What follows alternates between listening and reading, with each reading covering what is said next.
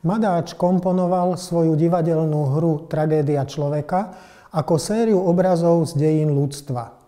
Pričom vyberal obrazy z dejín ľudstva nie celkom chronologicky v tom zmysle, že samozrejme staršie obdobie a mladšie obdobie, ale nie v istých úsekoch, takže sa stane napríklad, že medzi jedným obrazom jeho divadelnej hry a iným obrazom jeho divadelnej hry mohlo v skutočnosti uplynúť niekoľko tisíc rokov, v inom prípade len niekoľko sto rokov.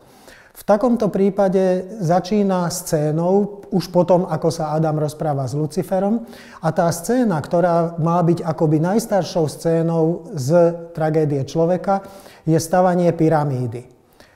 Literárni historici alebo literárni vedci obyčajne zdôrazňujú, že faraón, o ktorom sa v tom prvom obraze hovorí, nemá nejaké meno. Nie je dôležité, či je to Cheops, alebo Amenhotep, alebo ktorýkoľvek iný egyptský faraón. Dôležité je, že je to egyptský panovník, ktorý si umienil alebo vzal za úlohu, že si postaví sám sebe čo najväčší náhrobný pomník, pričom pri stavbe toho pomníka, pyramídy, zamestnáva množstvo ľudí. Či sú to už otroci alebo slobodní remeselníci, nie je v tomto prípade dôležité.